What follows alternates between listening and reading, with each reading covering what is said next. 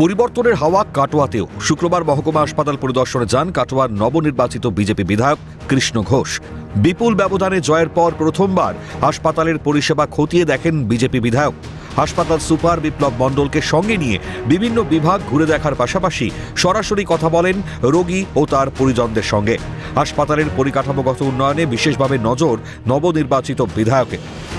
সকালেই পরিদর্শন এসেছিলাম যাতে হসপিটাল কেমন আছে দেখতে, যে আগের থেকে একটু পরিবর্তন আসছে। এখন একদিনই তো হয় না, সব কালো চোখ দাগ যেগুলো ছিল অনেক পরিষ্কার হয়েছে। আগামী দিন আরও তাড়াতাড়ি হবে, এই আশ্বাস আমার আছে, ভরসা আছে।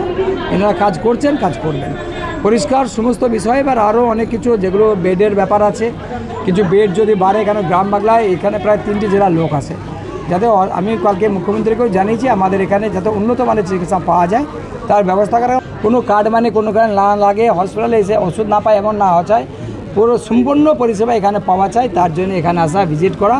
আর হসপিটাল বিশেষ করে পরিষ্কার পরিচ্ছন্ন, যারা আমাদের নার্স আছেন, যারা সিস্টার যারা আছেন আর কি, তারা যাতে তাদের ব্যবহার আরও সুন্দর করে, তাহলে কি হয় পেশেন্ট আরও মনের দিক দিয়ে শান্তি পায়, সেখানে রোগ অনেকটা ভালো হয়। এছাড়াও হাসপাতালের ওষুধের ঘাটতির প্রসঙ্গ উঠে আসে আলোচনায়। অভিযোগ, বিগত সরকারের আমলে বহুবার আবেদন করা হলেও প্রয়োজনীয় ওষুধ নিয়মিতভাবে হাসপাতালে পৌঁছতো না, ফলে সমস্যায় পড়তে হতো রোগীদের। এছাড়া গরমের সময় রোগীদের দুর্ভোগের সীমা থাকে না, তাই হাসপাতালের বিভিন্ন ওয়ার্ডে এক্সস্ট ফ্যান বসানোর কথা বলা হয়েছে হাসপাতালের তরফে। দ্রুত সমস্যা সমাধানের আশ্বাসও দেন বিধায়ক। হাসপাতালের ভেতর দীর্ঘদিন ধরে চলা তথাকথিত দালাল রাজ বন্ধ করার বিষয়েও কড়া বার্তা বিধায়কের, এমনটাই জানিয়েছেন হাসপাতালের সুপার বিপ্লব মণ্ডল।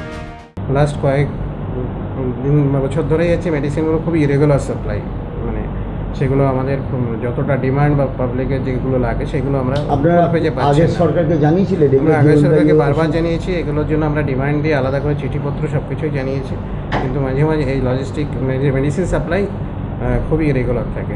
দু এক সময় আমরা 2-1জন দালালকে ধরে ট্রেস করে পুলিশের হাতেও তুলে দিয়েছিলাম।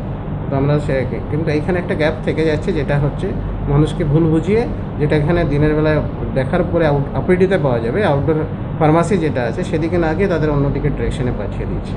2-3টি জেলার মানুষ এই হাসপাতালের ওপর নির্ভরশীল, যাতে কোনো রকম হয়রানির শিকার হতে না হয় তাদেরকে সেই দিকে বিশেষভাবে নজর দিতে বলা হয়েছে। হাসপাতালের পরিষ্কার পরিচ্ছন্নতা বজায় রাখার পাশাপাশি রোগীবান্ধব পরিবেশ গড়ে তুলতে বদ্ধপরিকর নবনির্বাচিত বিধায়ক। কাটোয়া থেকে অরূপ সেনগুপ্তের রিপোর্ট, ক্যালকাটা নিউজ।